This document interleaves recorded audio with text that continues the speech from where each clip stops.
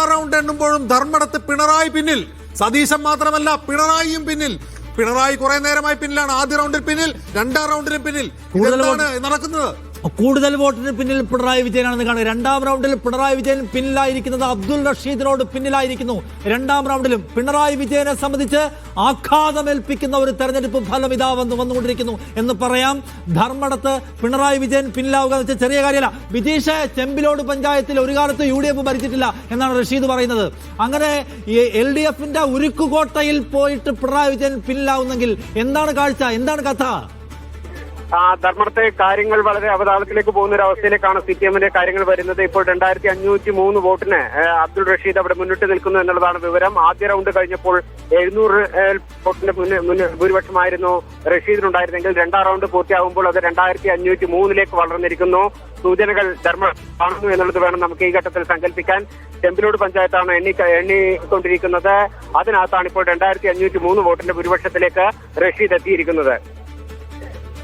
Right. എന്തായാലും പിണറായി വിജയൻ പിന്നിലാണ് രണ്ടാം റൗണ്ടിലും എന്നുള്ളതാണ്. ഒന്ന് നോക്കൂ, ഏതെങ്കിലും ഒരു ഘട്ടത്തിൽ ഒരു ഗ്ലിംസ് പോലെ നമുക്ക് അതിന്റെ ഒരു സ്ക്രീൻഷോട്ട് എടുക്കാൻ പാകത്തിന് പിന്നിൽ എന്നൊക്കെ വാർത്ത വരുമെന്ന് കരുതുന്നു. ഒന്നാം റൗണ്ട് എണ്ണുമ്പോൾ പിന്നിൽ, രണ്ടാം റൗണ്ട് എണ്ണുമ്പോൾ പിന്നിൽ. ഇനി എന്തുണ്ടാകും നിഷാദ്? തോറ്റെങ്ങാനും പോകുമോ? ശരി.